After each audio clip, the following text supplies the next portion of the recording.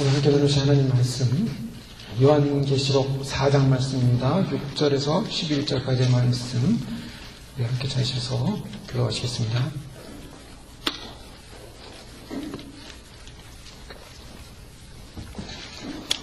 요한계시록 4장 6절로 11절까지의 말씀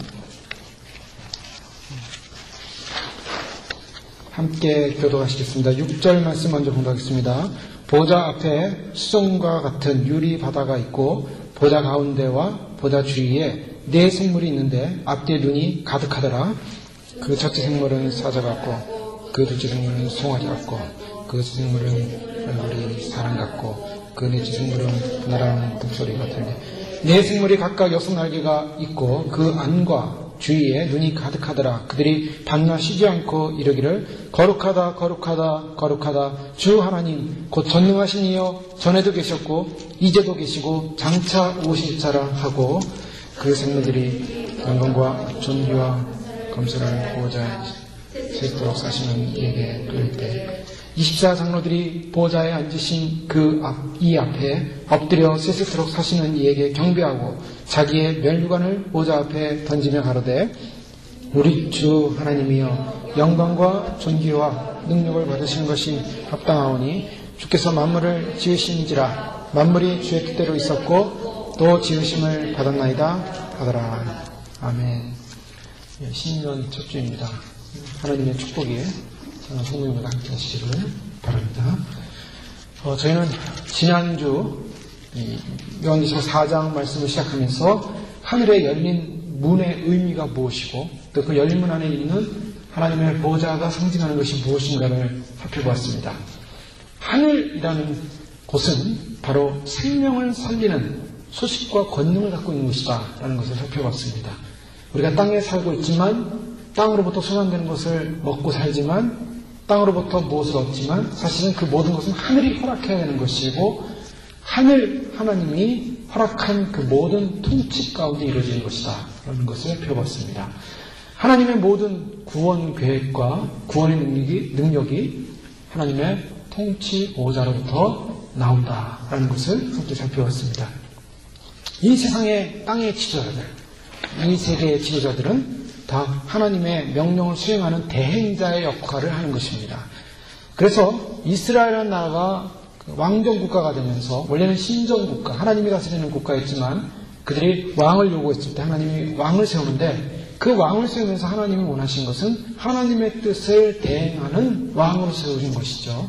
바로 그 하나님의 뜻을 대행하는 왕으로서의 역할을 잘 감당한 왕이 바로 대표적인 왕이 다윗 왕이라고 볼 수가 있습니다. 그 다윗 왕이 아름다운 그 하나님의 대행자의 역할을 잘 감당했죠. 하나님을 예비하고 하나님을 경배하고 하나님이 왕 되심을 인정하고 그런 단지 대행자로서 그 왕의 사명을 감당했을 때 이스라엘 역사 가운데 가장 위대한 왕이라는 그런 명예와 칭송을 받게 되었습니다. 마찬가지로 이 땅의 모든 대표자들, 지도자들, 왕이라고 할 수 있는 그러한 세상의 통치자들은 하나님의 통치의 명령을 받아서 세상을 통치해야 되는데 이 세상의 통치는 불행하게도 하나님의 통치가 아닌 자신의 통치를 한다는 것입니다. 자신이 그 통치의 주권자가 돼서 주체가 돼서 땅의 주인이 돼서 결국 자신들이 원하는 세상을 만드는 것, 그것이 바로 이 땅의 불행한 통치 지도자들의 현실의 모습입니다. 그래서 이들은 하나님의 음성보다는 땅의 음성의 귀를 기울이고 이 땅을 어떻게 장악할 것인가 라는 데 목적을 두고 있는 것이죠. 그래서 이 땅에 많은 사람들이 이제 통치 지도권을 갖기 위해서 강력한 통치 지도력을 세우기 위한 작업들을 하고 있습니다. 그것이 대표적인 것이 이제 유럽연합인데요. 유럽연합이 27개 국가가 각 나라들이 연합을 해서 한 대통령을 뽑았습니다. 그것은 무엇을 말합니까? 이 땅을 통치하는 통치의 지도자를 만들어서 땅을 잘 통치하자라는 것이 이들의 목적입니다. 그런데 이번에 대통령이 된 유럽 EU의 대통령이 신세계 정부에 관한 언급을 시작했습니다. 신세계 정부 많이 들어보셨죠? 자, 뉴 월드라는 이 말, 이것은 예전에 지난 부시 대통령이 이제 우리 온 세상은 신세계 단일 정부를 향하여 가는 한 걸음을 딛게 됐다라는 고백을 한 적이 있습니다. 무슨 말하냐면 이 땅의 많은 권력자들이, 통치주자들이 꿈꾸는 게 뭔가, 그것은 전 세계를 하나로 통합하는 운동을 하고 있다는 것입니다. 겉으로는 드러나지 않고 있지만 누구든지 미국과 유럽과 아시아권과 이 사람들 뒤에는 뭐가 있냐면 이 세상의 모든 나라들을 하나로 정부로 통합을 해서 함께 강력한 리더십 체제로, 그래서 전 세계를 단일된 목소리로 함께 나가자라는 것이 지금의 세계 통치자들의 꿈인 것입니다. 그 꿈을 향해서 계속해서 그들은 준비해왔는데 그것이 이제 실현 단계로 가는 한 걸음을 지금 딛게 된 것이죠. 사단은 바로 그것을 꿈꾸는 것입니다. 사단의 정체는 바로 하나님과 비슷한 모습을 만들어가지고 자기가 하나님처럼 높임받기 원하는 게 사단의 그 소망이에요. 하나님처럼 높아지자라는 것이 사단의 소망입니다. 하나님같이 되자라는 것이 사단의 소망입니다. 또 하나님처럼 온 땅을 주관하고 통치하는 자가 되자라는 것이 사단의 속성입니다. 그런데 사단은 뭔가 잘못 알고 있어요. 우리 하나님은 온 만물을 통일하셨다라고 말씀하고 있습니다. 온 만물의 주관자다라고 말씀하고 있습니다. 온 만물을 인도하신 분이라고 말씀하고 있습니다. 그런데 그 하나님은 어떤 하나님이냐면 하나님의 정체성은 사랑입니다. 하나님의 정체성은 의입니다. 사랑과 의가 움직이는 것이 하나님의 정체성이에요. 하나님 그분은 사랑이에요. 그래서 하나님의 나라에는 죄가 없습니다. 악과 불의와 더러움과 추악이 없는 거예요. 하나님은 거룩하신 분이에요. 하나님은 정결하신 분입니다. 하나님은 사랑이십니다. 때문에 그 하나님의 성품이 우리 안에 들어오고 인간이 하나님을 만나게 될 때 인간의 모든 어둠과 두려움과 불행과 저주가 떠나가 버리고 하나님의 위대한 사랑이 흘러듬으로 따뜻함과 위로와 소망과 그리고 그 풍성한 하나님의 은혜가 우리의 인간을 사로잡게 되는 것이죠. 하나님은 그러한 하나님의 사랑과 은혜로 온 땅을 질서 있게 아름답게 그리고 이 땅을 그렇게 운행하십니다. 바로 그런 하나님의 나라를 하나님은 원하시는 거예요. 그런데 사단은 그런 하나님에게 대적해서 하나님에게 높아지자 교만이 들어왔고 악이 들어왔고 그리고 그것을 장악하기 위해서 그런 존재가 되기 위해서 모든 필요 세계의 사람들을 자기 편으로 다 끌어들여서 집단을 만들어가지고 하나님께 저항하는 세력이라는 거예요. 이 세상은 눈에 보이는 가시적인 세상이 아니라 사실은 보이지 않는 비가시적인 세상이 바로 하나님의 나라의 통치와 사단이 통치하는 바로 이 두 가지 통치가 대립하고 있는 것입니다. 그래서 요한계시록의 말씀을 보면 바로 땅의 전쟁이 일어나고 있지만 이 땅의 전쟁은 그냥 전쟁이 아니라 사실은 영적인 전쟁이에요. 하나님을 향하여 그 의로운 통치와 그 거룩함과 그 사랑과 그 위로에 반항해서 대항하는 사단의 무리들, 악의 무리들, 그것을 하나님께서 다 제거하시고 그것을 소멸하시고 이 땅 가운데 하나님이 영원히 통치하시고 그 사랑과 의로서 하나님께서 운행하시는 새 세계, 새로운 시계, 세대, 그것을 하나님께서 계획하고 있다는 거예요. 그것이 바로 새하늘과 새 땅이고 새 예루살렘이고 상생할 수 없는 영광과 축복이 임하는 그런 하나님의 위대한, 하나님의 영원한 하나님의 통치 계획이 있다는 것입니다. 자, 이 통치 계획을 본따 가지고 사탄은 자기가 이 땅 가운데 전 세계를 장악해서 하나의 세계를 만들어서 자기가 여기서 영원히 통치하겠다라고 그렇게 속이는 거예요. 그러나 사단은 그렇게 할 수가 없습니다. 주님은 그런 사단의 계획을 파괴하시고 사단의 그 악의 계획을 파괴하시고 다 어디에 놓습니까? 무적임이라는 감옥에 집어넣고 불못이라는 그러한 곳으로 다 집어넣게 되어 있어요. 그래서 사단을 추종하는 사람들, 세상을 추종하는 사람들, 땅의 것을 추종하는 사람들은 어떻게 됩니까? 바로 그 사단에게 속아서 세상을 쫓아가다가 사단의 종이 돼서 결국에는 전부 다 불못으로 다 들어간다는 거예요. 그래서 주님께서는 오늘 우리들에게 우리의 현 존재, 우리가 가야 할 곳이 어딘가, 우리는 어디로부터 부름을 받았고 어디로 가야 되는가, 우리는 하나님으로부터 부름을 받았고 하나님의 형상으로 지음받았고 하나님의 영이 우리에게 부어줬고 그래서 하나님의 나라를 향하여 가는 하나님의 백성이라는 거예요. 그래서 이 땅 가운데서 하나님의 그 성품과 하나님의 거룩함과 하나님의 사랑과 하나님의 의와 하나님의 진리를 나타내는 그런 믿음의 삶을 사는 것입니다. 그래서 세상은 그런 삶을 사는 믿음의 사람들을 향하여 세상은 악이요, 거짓이요, 불의요, 그리고 폭력이요, 그리고 살인이요, 모든 죄의 요소로 다가올 때 기독교인들은 참으로 그 의와 믿음과 하나님의 통치의 사랑을 실천하기가 참 어렵습니다. 그래서 고통이 있는 거예요. 그래서 고난이 있는 것입니다. 그러나 하나님은 그 고통과 고난을 끝까지 내버려두지 않아요. 믿는 자들의 고난을 끝까지 그냥 하나님께서 이렇게 내버려두지 않습니다. 하나님은 반드시 믿는 자의 고난을 회복시키기 위해서 심판주로 심판의 왕으로 오신 겁니다. 그래서 믿는 자들을 그렇게 하나님의 뜻 가운데 살고자 하는 믿음의 백성들을 거룩한 의의 백성들을 하나님의 사랑의 나라로 데려가시고 하나님의 나라에 하나님의 의에 저항하며 사단에게 종노릇 했던 모든 세상의 사람들을 의로운 심판을 하시는 겁니다. 하나님께서 바로 이러한 엄청난 위대한 통치의 영광으로 모든 사람들을 구원하기 원하시지만 그러나 이 사단에 속한 세상에 속한 세상을 좋아하는 그래서 세상의 영광, 땅의 영광을 추구하는 모든 백성들은 결국에는 사단에게 속게 돼 있어요. 그래서 사단에 속는 그 속박의 세사들이 뭔지 아십니까? 그게 마지막 때 육류표라는 거예요. 그 육류표에 대한 것은 이미 다 알려졌습니다.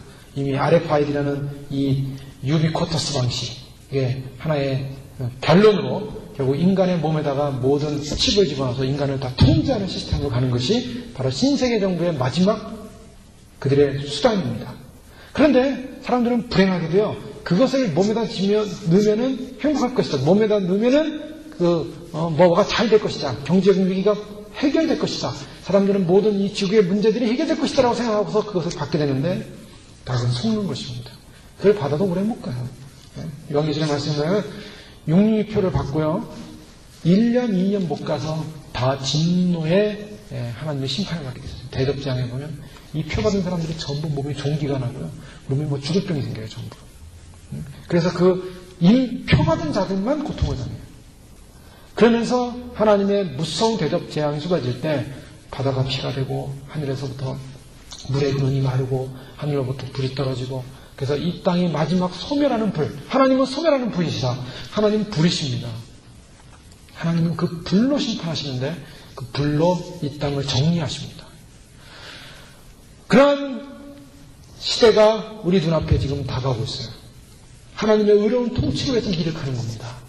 그래서 사람들은요, 예수님이 오신다, 이제는 세상에 종말이 왔다라고 생각하면 두려워합니다.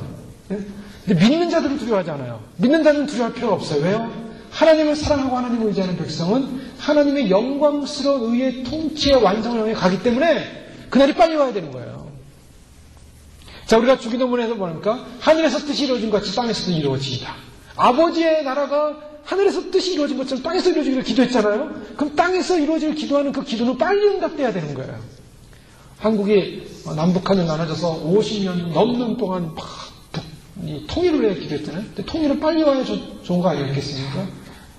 빨리 와야 좋은 거예요. 하나님 뜻이 다 분단되어 있는데 저 북한이 핵을 가지고 이 마지막 때 하나의 세계 전쟁의 하나의 그러한 도화선이 되지 않을까 지금 사람들이 그렇게 보고 있습니다. 이 세상에서 가장 악한 나라, 악한 정부, 그리고 가장 세상 말로 하면 깡패 나라, 세상 사탄에게 가장 가까운 나라 북한이에요. 자기를 우상화시켜서 자기를 경배하게 하고 북한 탈북자들의 증언은 북한의 김일성과 김정일은 신이다라고 해요. 신.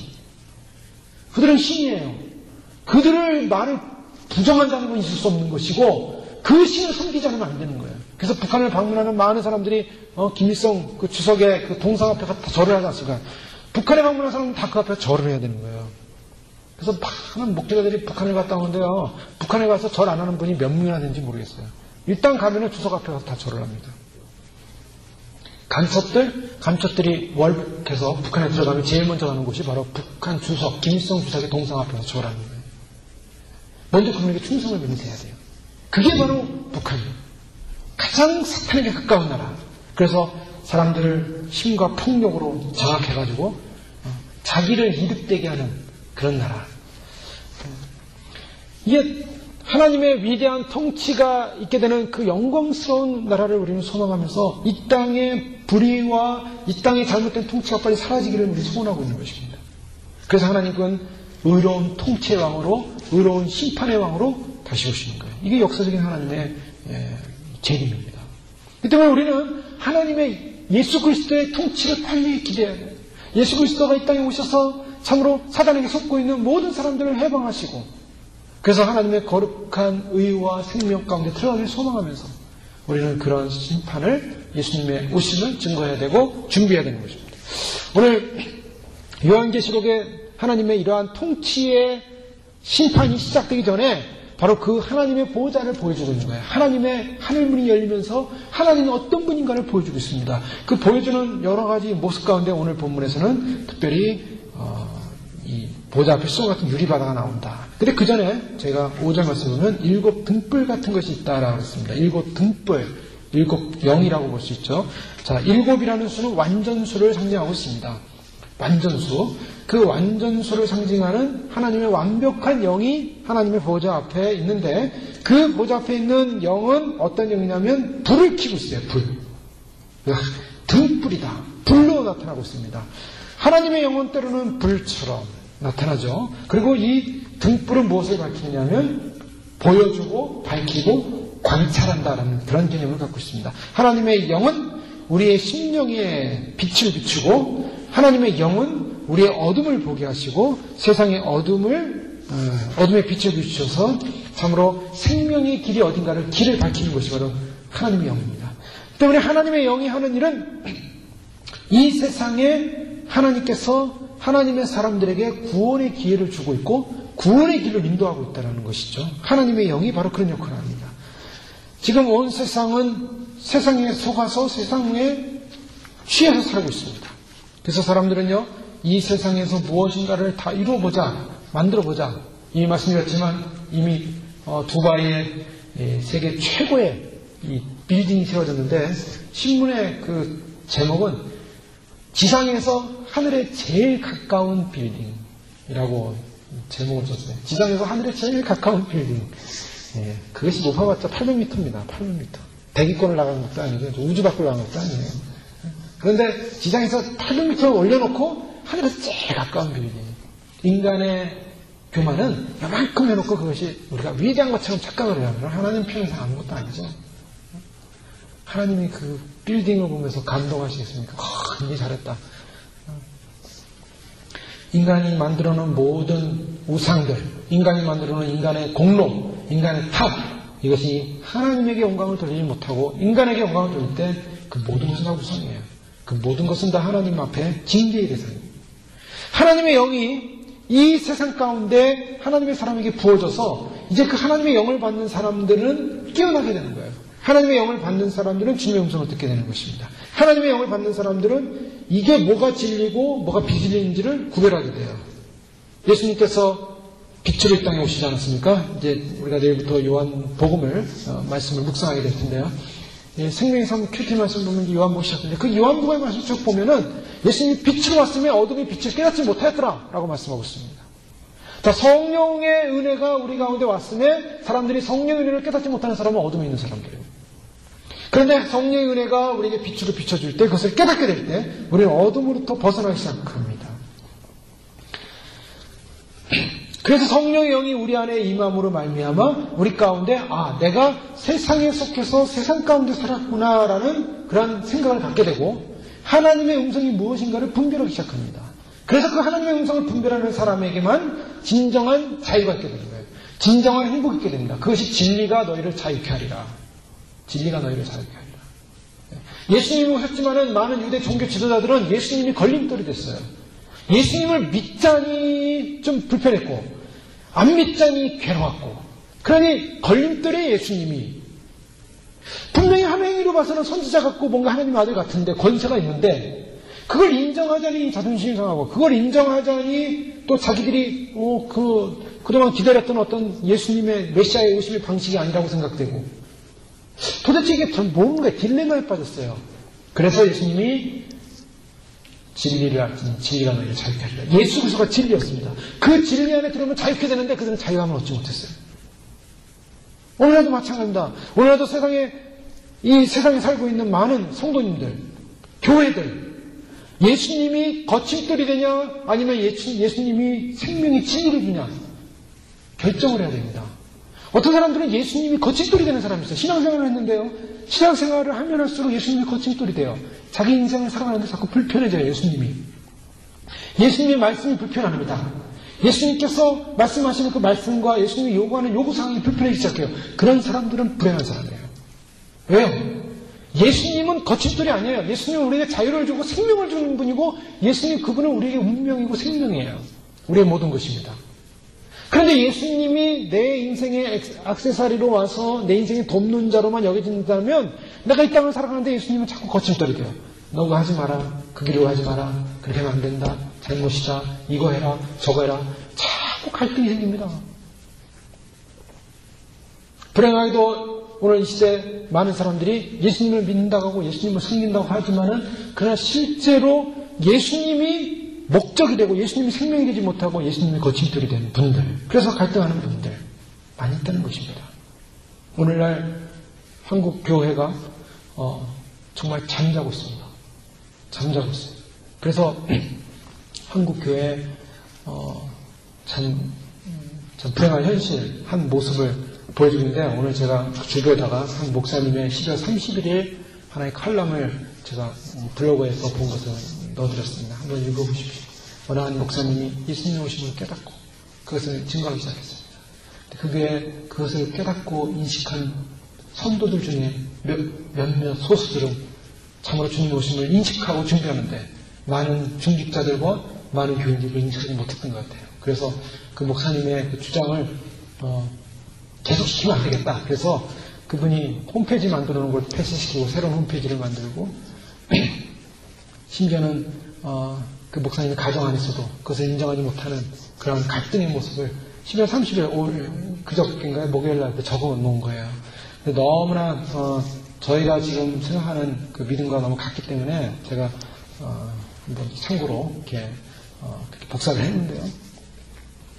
지금은 오늘날 이 시대는 사람들이 예수님을 사랑한다고 고백하지만 예수님을 사랑한다고 고백하면서 자신들의 일이 너무 바쁘다는 거예요.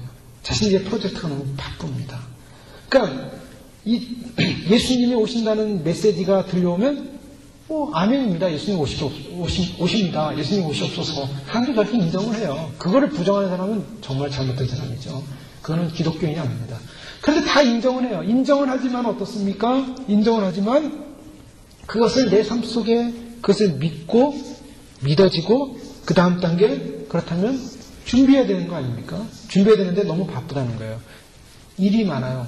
해야 될 일이 많습니다. 교회도 일이 많고 교회도 프로젝트가 많고 교회도 봉사도 해야 되고 섬겨야 되고 뭘 해야 되고 뭘 해야 되고 그러니 예수님 오심이 귀에 안 들어와요. 이렇게 열심히 하다 보면 예수님 오시면 예수님 맞이하면 되지. 그러니까 그것은 등한히 여겨요. 자, 이건 우리가 참 어려운 부분이기도 해요. 예수님이 오신다라고 했을 때 예수님을 만나야 되는 사건이 일어나는 것입니다. 그럼 예수님 만나기 위해서는 오늘 어떻게 해야 되는가?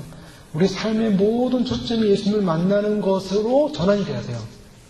전환이 되면서 우리가 똑같은 봉사, 똑같은 섬김, 똑같은 교상을 하는 거예요. 그런데 그 예수님을 만나야겠다는 그 의식 속에 전환이 되지 않고 예수님 오신다는 소식은 귓전으로 흘러가면서 내가 이렇게 봉사하고 섬기고 이런 일을 하는 것이 그러다 보면 예수님 맞이하겠지라는 거하고 완전히 차원이 다른 거예요. 차원이. 완전히 차원이 다르집니다. 자, 뭐가 잠자는 거냐? 예수님 오신다는 거 다 인정을 하고 신학적으로도 인정하고 그 많은 사람들이 인정을 해요. 그러나 그것을 실제적으로 내 마음속에 받아들이고 그분을 맞이하겠다는 준비를 하면서 내가 생활하는 거하고 그냥 예수님이 오시니까 내가 열심히 살다 보면 주님 맞이하겠지라고 하는 거하고는 완전히 다른 겁니다. 믿음은 무엇이냐? 믿음은 바로 바라는 것이 실상 아니겠습니까? 믿음이라는 것은 믿음으로 구원받는다. 우리가 예수를 믿음으로 구원받는다. 자, 그 믿음이 뭡니까? 예수님 그분을 믿는 거예요. 예수님 그분 자체를 믿는 거예요. 요한복음 말씀 쭉 이제 앞으로 보시겠지만 요한복음에 보면은 예수님 그분을 못 믿어요, 사람들이. 예수님 그 자체를 못 믿어요. 예수님을 지금 눈앞에 보고 예수님과 대화를 하면서 예수님을 못 믿어요. 그리고 구원을 못 받아요. 너희가 나를 봤음에도 불구하고 나를 믿지 아니하니 너희는 구원받지 못한다. 내가 갈 곳은 너희도 오지 못할 것이고 내가 있는 곳에 너희는 오지 못할 것이다. 그러니까 이 유대 율법주의자들이 도대체 예수님이 어디 간다는 건가? 저가 헬라로 간다는 건가? 어디로 간다는 건가? 알 수가 없어요. 예수님을 눈앞에 보면서 그분을 믿지 못하니까 그분이 가야 할 영원한 천국에 대해서 보이지가 않는 거예요. 하나님의 영은 오늘날 우리에게 무슨 역할을 하냐면 하나님은 그 시대마다 하나님의 성령을 보여주셨습니다. 그래서 하나님의 때를 하나님께 준비시켰는데 오늘 하나님께서 우리에게 보여주는 영은 이 시대의 새 성령은 어떤 성령이냐? 이 시대의 새 성령님은 예수님의 오심을 믿게 하는 영이에요. 믿어져야 됩니다. 그 믿어지는 영이 우리 안에 있어야지 그 믿어지는 거예요. 그 영이 우리에게 오지 못하면 안 믿어져요. 불행하게도. 그래서 그 메시지를 듣고 아멘, 예수님 내가 주님을 맞이합니다라는 그 믿음이 생겼다면 하나님의 새 영이 부어지는 거예요. 그 새 영으로 믿어지는 거예요. 우리가 스스로 믿음이 있다라고 하지만 내가 아무리 믿어보려고 확신을 가지려고 해도 성령이 역사하지만 안 믿어져요. 예수를 아무리 믿으려고 해도 어떤 사람은 안 믿어지는 사람이 있어요. 왜 안 믿었냐? 아직 성령이 임하지 않았기 때문에. 성령이 임해야만이 믿어집니다. 확신이 생겨요. 아버지라고 부를 수 있어요. 예수 그리스도를. 하나님을 아버지라고 부를 수 있는 것은 성령이 아니고서 못한다고 그랬어요. 믿어진다는 것은 성령의 역사예요. 그럼 뭘 말하냐면 우리가 예수님 오시면 믿습니다라고 할 때 그 마라나타 예수 오시옵소서 이게 그냥 고백이 아니라 믿어진다는 건 성령의 역사예요. 그 성령의 새로운 역사가 일어나는 거예요. 우리 안에. 오늘 요한계시록 마지막 장은 무엇입니까? 바로 그곳에 이 네 생물이, 네 천사들이 나옵니다. 천사로 해석할 수도 있고 생물로 해석할 수가 있는데요. 사자, 송아지, 사람, 독수리 같은 그러한 하나님의 보호자 앞에서 그 보호자 안 가운데도 있고 보호자 주위에도 있습니다. 6절에 보면 바로 이것은 이사야가 본 천사들, 이사야가 본 그런 생물들과 똑같은 생물들인데요. 이 생물들이 상징하는 것이 있습니다. 이 생물들이 6날개를 가지고 6날개라는 것은 날개가 3개의 날개가 쌍으로 되어 있다는 겁니다. 다른 천사들은 1개의 날개, 2개의 날개 있는지 모르지만 이 하나님의 보호자를 지키고 있는 이 생물들은 날개가 6개예요. 그래서 3개의 날개로 창화하면서 이사야서는 두 날개로는 눈을 가리고 두 날개로는 발을 가리고 두 날개로는 날고 있다라고 얘기하고 있어요. 그건 뭘 말하냐면 하나님의 영광을 이 천사들이 볼 수 없다는 거예요. 감히 하나님의 거룩한 영광을. 또 하나님의 거룩하심 앞에 자기의 발을 가리는 것입니다. 저희가 하나님 앞에 나갈 때 하나님 앞에 거룩함으로 나가게 되는데 하나님 앞에 나갈 때 우리가 그냥 나갈 수 없는 거예요. 그래서 마음으로 준비하고 우리가 겉으로 옷도 잘 준비하고 그 다음에 우리가 마음으로도 잘 준비하고 하나님을 뵙기 위해서 나가는 그 자리는 영광스러운 자리예요. 그 영광스러운 자리 앞에 있는 그 바로 천사들조차도 하나님의 영광을 다 못 보고 그렇게 가리고면서 날개로서 날고 있는 모습을 보여주는데요. 생물은 날아가는 그런 독수리 같기도 하고 또 사람 얼굴 같기도 하고 송아지 같기도 사자 같은데 이들이 밤낮 쉬지 않고 이르기를 뭐라고 얘기합니까? 거룩하다 거룩하다 주 하나님 곧 전능하신 이여 전에도 계셨고 이제도 계시고 그 다음에 뭐라고 합니까? 장차 오실 자 이렇게 얘기하는 거예요. 지금 뭘 말씀하고 있습니까? 이 하나님의 보호자 앞에 있는 성령에 의해서 우리에게 알려주고 있는 사실은 바로 요한이 성령의 감동을 받고 바로 하늘에 하나님의 영광의 보호자로 들어갔는데 거기서 들려오는 메시지는 전에도 계셨고 이제도 계시고 장차 오실 자라라고 선포하고 있는 거예요. 장차 오실 자라는 걸 모르는 사람 없어요. 다 알죠. 근데 언제 오세요?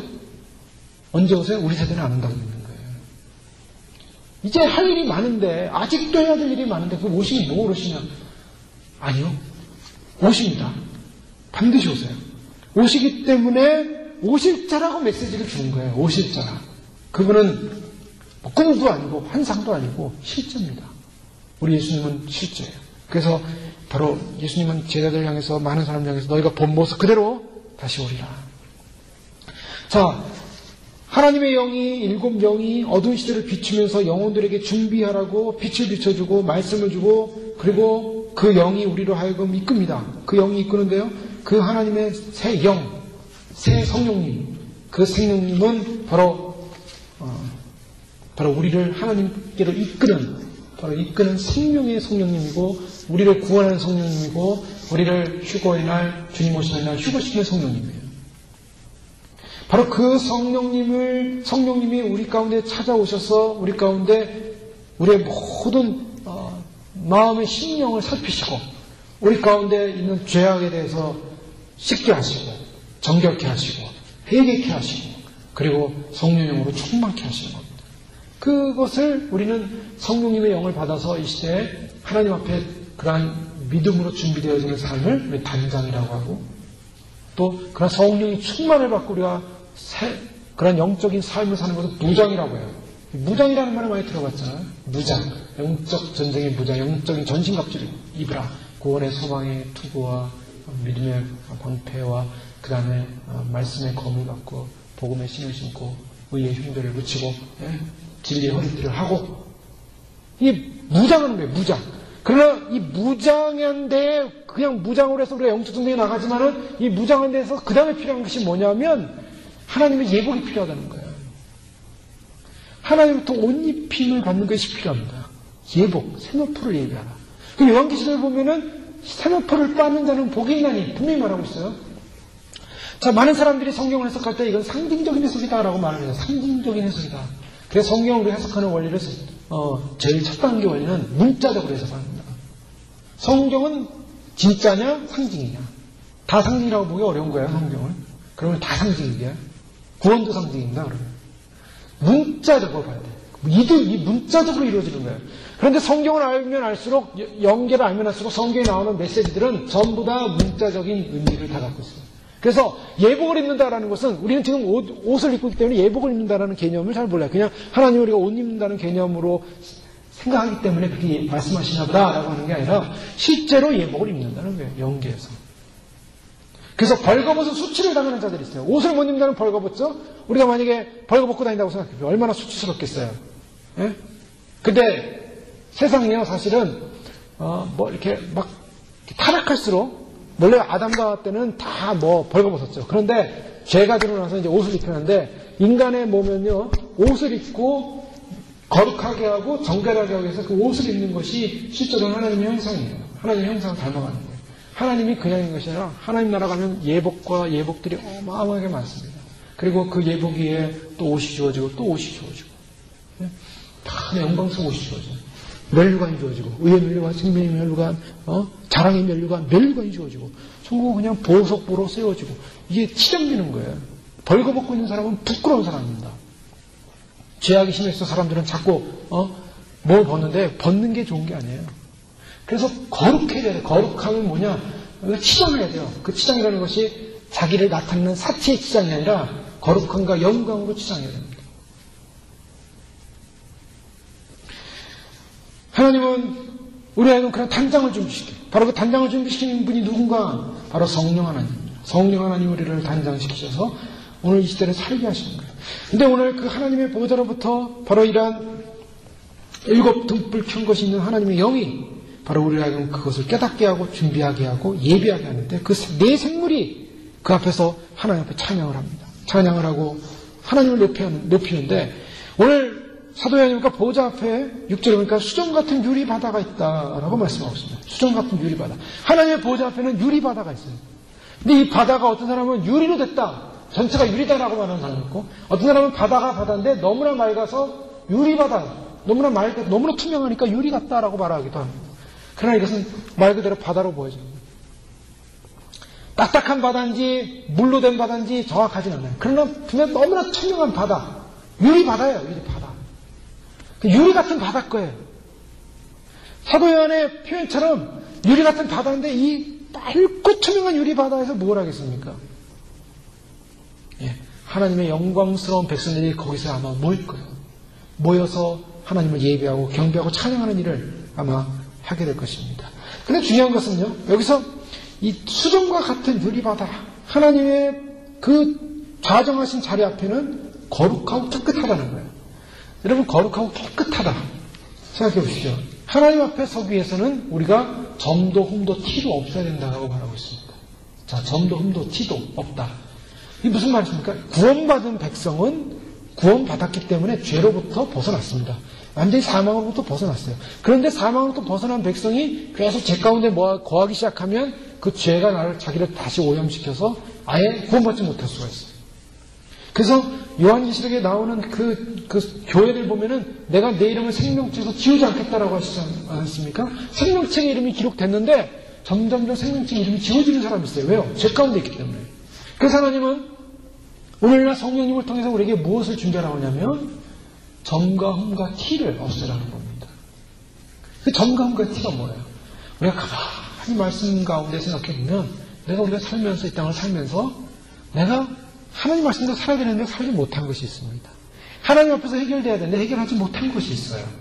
그런 부분에 있어서 하나님 이제는 해결하겠습니다 하고서 만약 회개해야 될 것이 있으면 회개해야 되고 용서를 구할 것이 있으면 용서를 구해야 되고 하나님 앞에 작정하고 있으면 작정한 것을 이루어야 되고 하나님 앞에서 점과 흠과 티가 없도록 하나님을 만나 뵀을 때 하나님의 그 거룩하신 눈으로 우리를 쫙 투시해서 볼 때 우리의 인생 전체에서 뭔가 오점이 생기고 티가 생기고 흠이 있다면 이건 극상품이 될 수가 없는 거예요.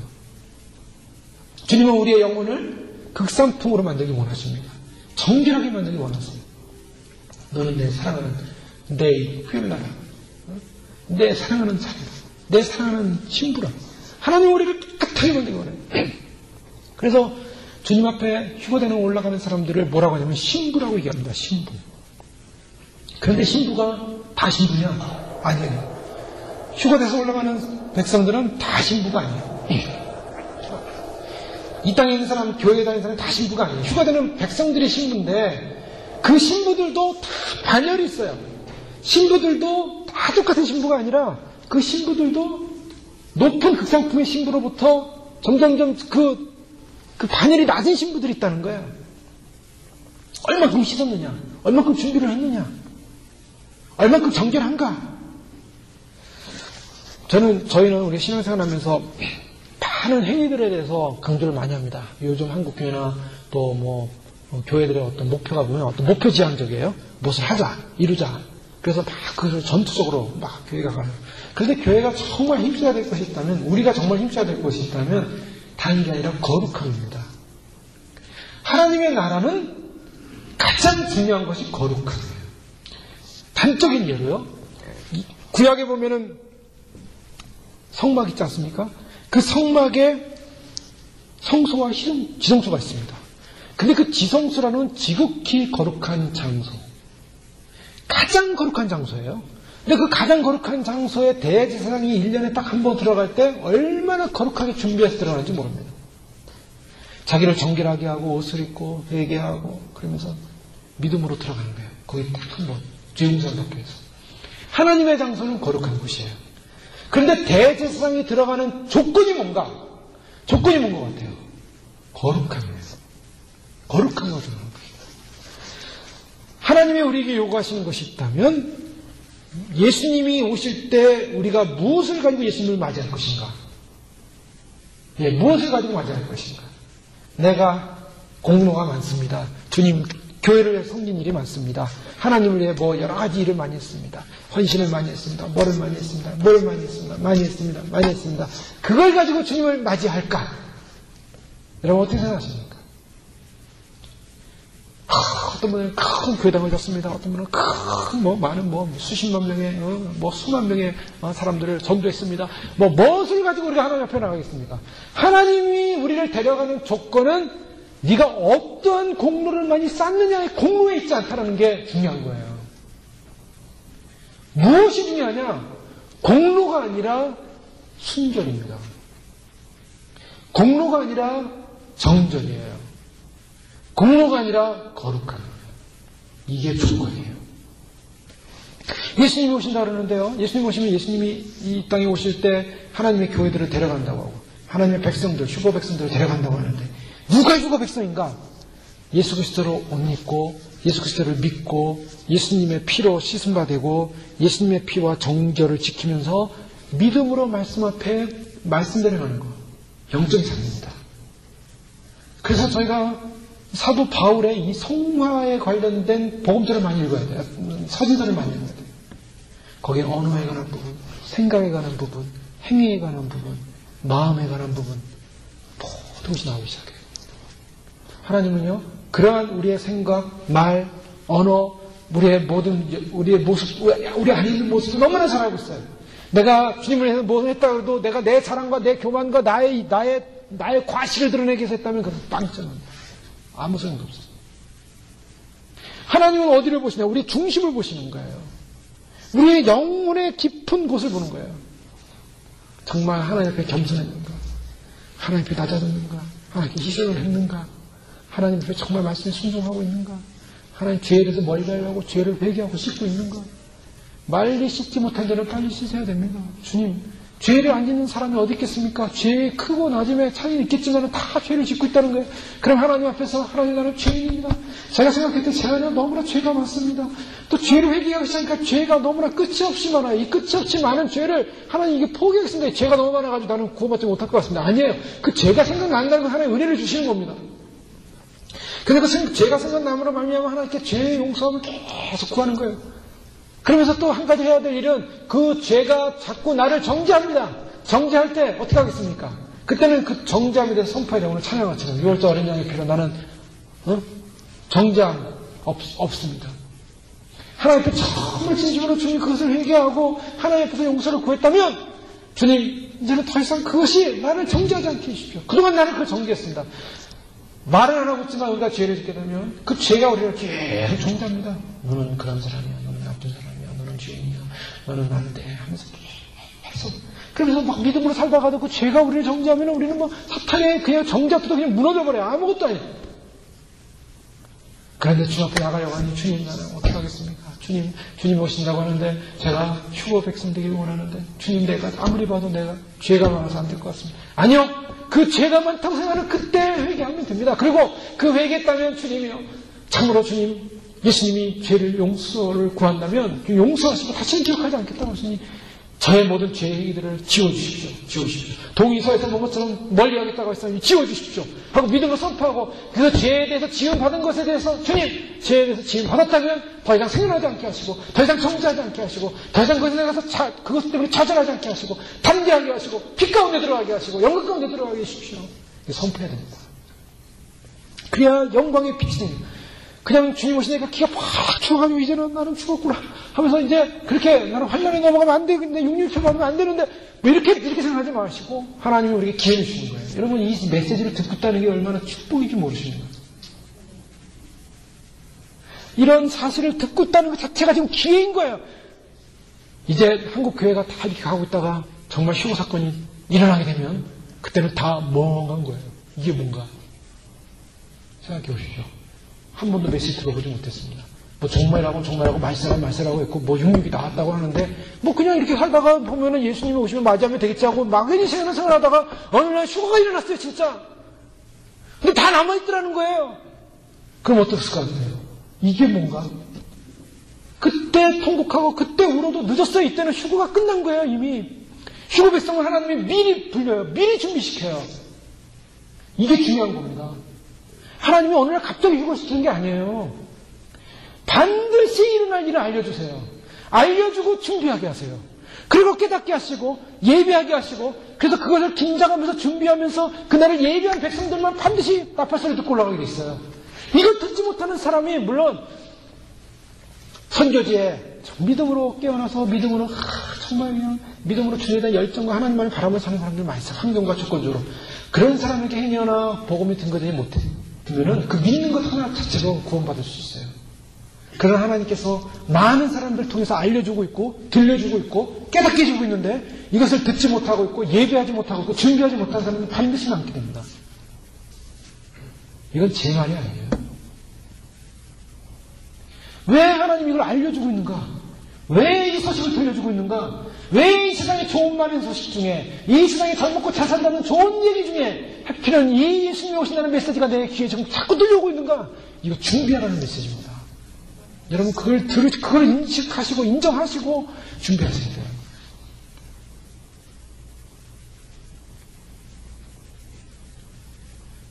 주님은요 갑자기 심판을 주는 게 아니에요. 이스라엘이 갑자기 심판당하지 않았어요. 예레미야를 통해서 이스라엘을 통해서 선지자를 통해서 수없이 얘기를 했어요. 그들은 살기 좋았어요. 그들은 평안했어요. 그들은 비즈니스하고 그들은 결혼하고 그들은 이 땅에 사는데 전혀 문제 없었어요. 근데 선지자가 계속 외칩니다. 너희가 이대로 가면 안 된다. 이대로 가면 심판당한다. 이대로 어려움을 당한다. 이대로 가면 망한다. 시끄럽다. 이 좋은 세상에 무슨 그런 소리 하냐고. 그 사람 박해하고 때리고 감옥에 가두고. 근데 어떻게 됐습니까? 그 말씀대로 이루어졌어요.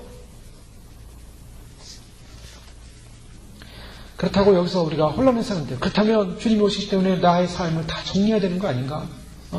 그래서 다 정리하고 이제 산에 올라가서 흰옷 입고 준비해야 되는 거 아니야? 그건 아닙니다. 많은 그 종말에 그 준비한 분들이 그런 극단적인 데 빠져가지고 사람들이 이제는 예수님 오신다 그러면은 또 뭐 이단 하나 생겼구나 이렇게 생각한다는 거예요. 그런데 이단이 아니에요. 이단이 아니라 하나님 말씀에 오신다 그랬고 예수님 오신다 그랬어요. 그러니까 예수님 오신다고 했으니까 우리의 정통신앙은 예수님 오시면 기다려야 됩니다. 그럼 우리의 삶 가운데 어떻게 됩니까?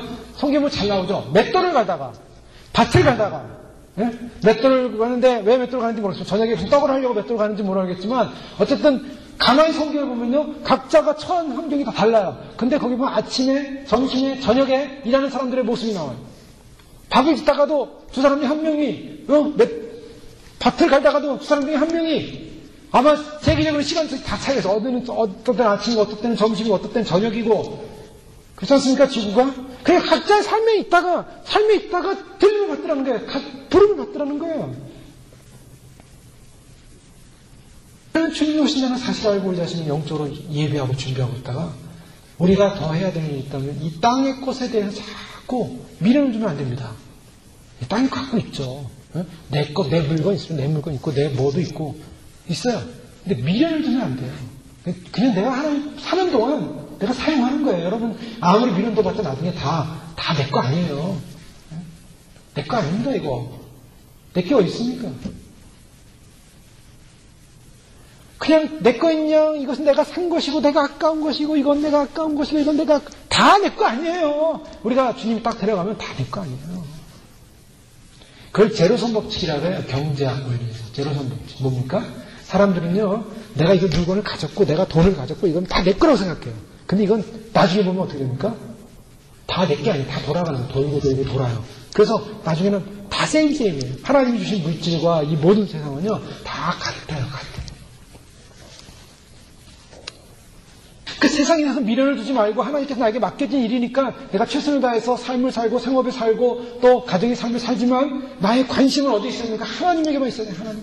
주님에게만 있어야 돼요. 내가 가야 될 곳은 여기가 아닙니다. 여기서 영원히 살 수 없어요. 영원히 여기서 내가 무슨 굉장한 걸 이루며 살 수 없습니다. 아이들에게도 그걸 심어줘야 돼요. 아이들에게도 이제는 우리가 가야 할 곳이 바로 본향이다. 그 본향을 바라보며 살자. 믿음의 장을 봅시다. 히브리서에 나오는 믿음의 장 사람들은 전부 다 이 세상을 잠시 잠깐 누리는 기쁨보다는 영원한 하나님 나라를 소망하며 살았다고 하지 않습니까? 모세 같은 경우 그렇게 살았고 잠시 잠깐 누리는 것. 너희는 잠시라. 너희는 지나가는 안개라. 안개 같습니다. 뿌옇게 안개가 갔을 때는 안 보이지만 안개가 싹 사라지고 나면은 안개가 눈앞에 사라진 것처럼 인생은 안개 같아요. 잠시 살 때는 뭔가 충만하고 꽉 찬 것 같지만 싹 사라지면 아무것도 아닌 거예요. 영원한 것. 오늘 이 수성과 같은 유리바다 앞에서 깨끗한 정결한 하나님 앞에 나가는 사람 정결이 돼요. 인간 세상은요 대통령 앞에서 또 사람들 앞에서 데모도 하고 소리도 지르고 자기 뜻을 요청하지만 하나님 나라는 그런 게 없어요.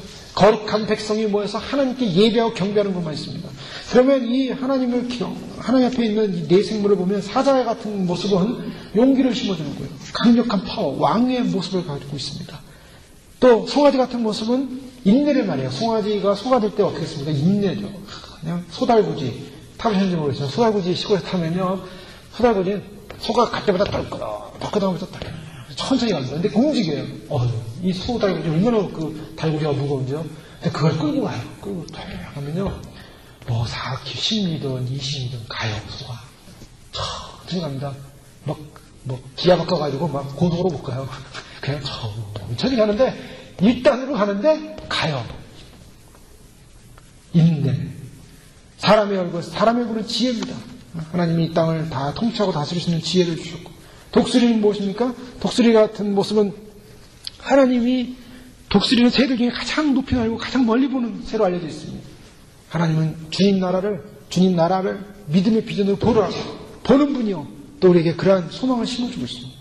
이 네 생물이 뭘 하고 있습니까? 하나님께 찬양을 합니다. 찬양하는데 그 하나님은 어떤 분이냐? 8절에 보니까 거룩하다.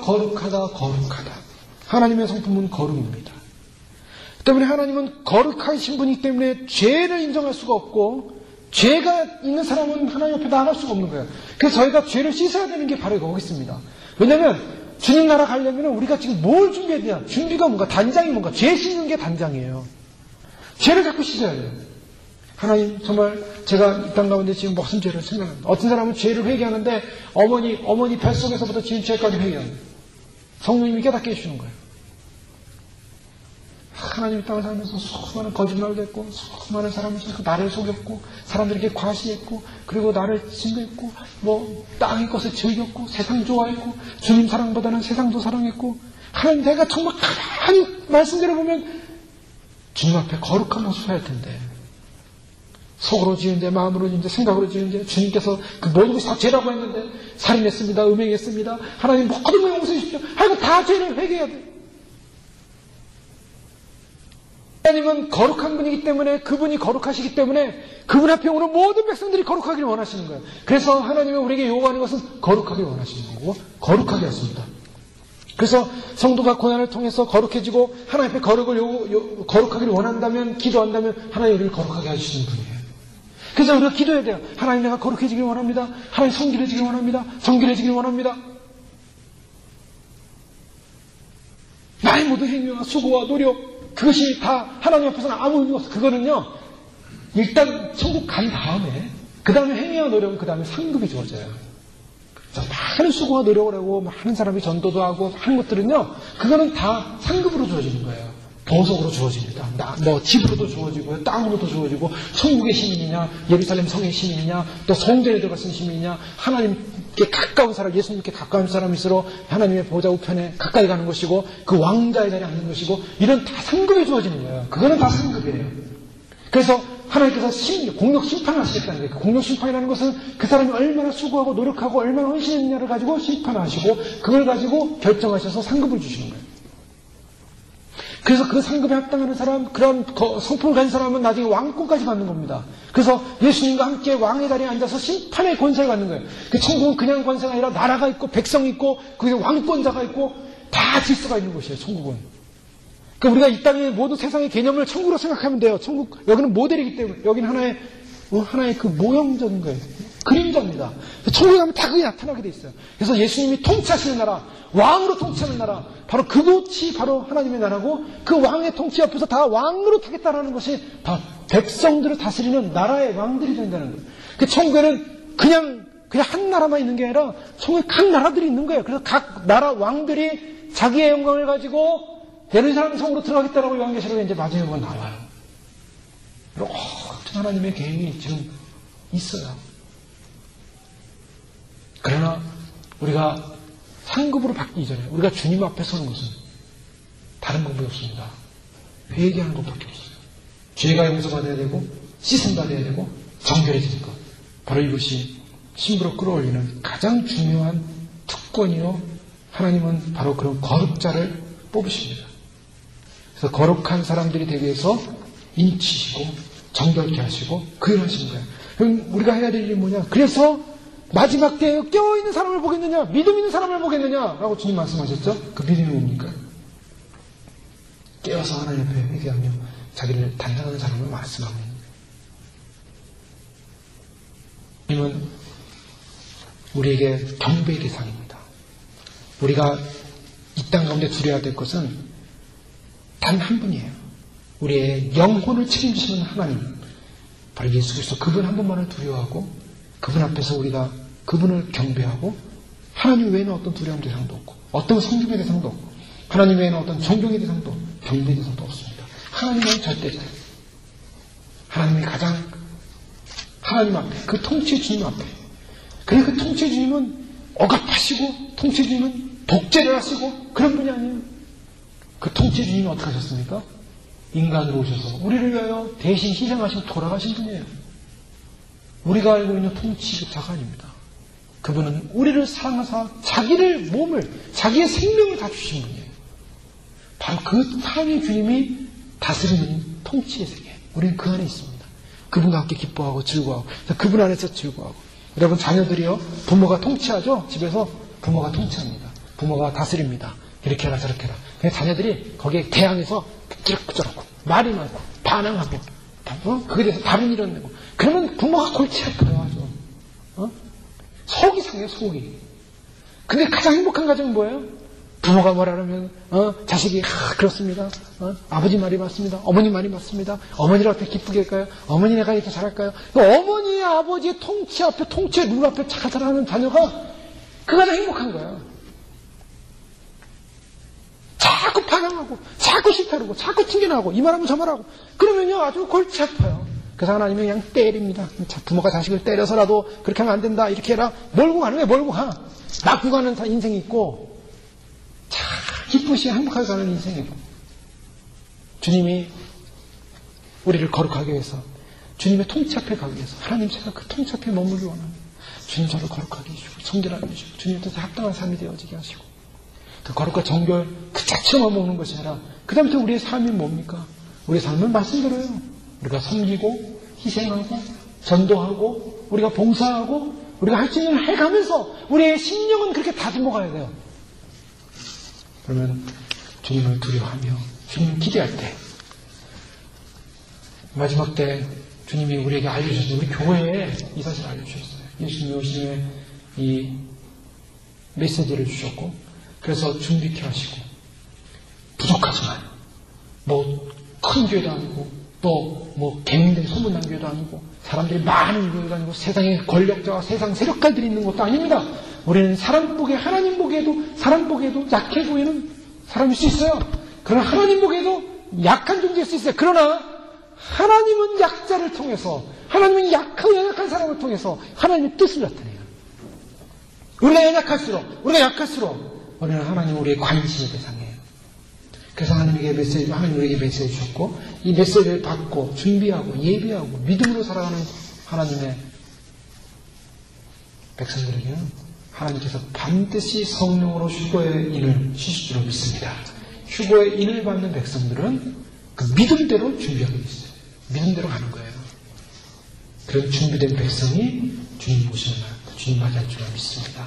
오늘 요한계시록에 주신 말씀 바로 이 말씀은 앞으로 이렇게 장차올 주님의 재림과 심판을 위해서 하나님의 통치의 보좌를 보여주시는 것입니다. 이 통치의 역사를 아시고 준비하는 바로 예수님 오실 때 거룩하신 주님 만나뵐 수 있도록 우리 자신을 단장하고 준비하는 삶으로 저희의 삶이 저희의 신앙이 반드시 주님 오시면 주님을 만나러 올라가는 신앙을 승리할 수 있도록 주의 이름으로 축원합니다. 기도하겠습니다. 말씀 감사하게 기도하겠습니다. 기도할 때 하나님의 영광스러운 보좌를 저희가 지금 눈으로 영의 눈으로 바라보며 하나님 주님 앞에 설날을 소망합니다. 우리가 서야 할 바로 그곳, 그 나라, 그곳 이곳이 아님을 알고 있습니다. 준비하게 하시고 예비하게 하시고 아버지 주 앞에 철저하게 회개하게 하시고 그래서 우리가 주 앞에 서는 날까지 정결해지고 우리의 또한 회개와 우리의 노력으로 우리가 구원받지 못한 걸 알고 있습니다.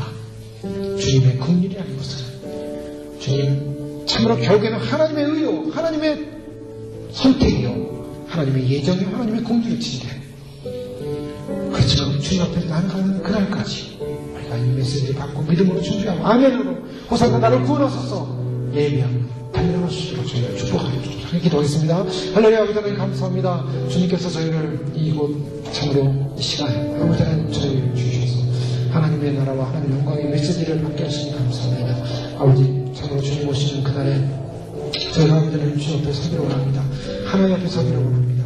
참으로 우리의 생명과 삶이 아버지 하나님과 참으로 주님 앞에 설 때 하나님의 영광 앞에 설 때 아버지 하나님 우리는 부족하지만 우리의 모습은 부족했지만 우리의 모습은 연약했지만 하나님을 향하여 사랑과 믿음과 정조를 지키며 믿음으로 달려나간 그 소망으로 말미암아 주님이 잊혀주시고 회복시켜주시고 하나님께서 반드시 우리를 아버지의 구원의 놀라운 역사로 인도하신 줄로 믿습니다. 오 주님이여 참으로 우리에게 하나님의 성령을 보내주시고 수고 성령님 보내주셔서 참으로 새 성령의 능력으로 믿어지게 하시고 그 믿어지는 소망을 향하여 달려나가게 하시고 예비하게 하시고 이 마지막 시대에 아버지 하나님이여 주님의 오심을 알고 준비하여 아버지 주님 오신 그날 저는 모두가 제 옆에서 들림받을 수 있도록 하나님 축복하시고 역사하여 주시옵소서.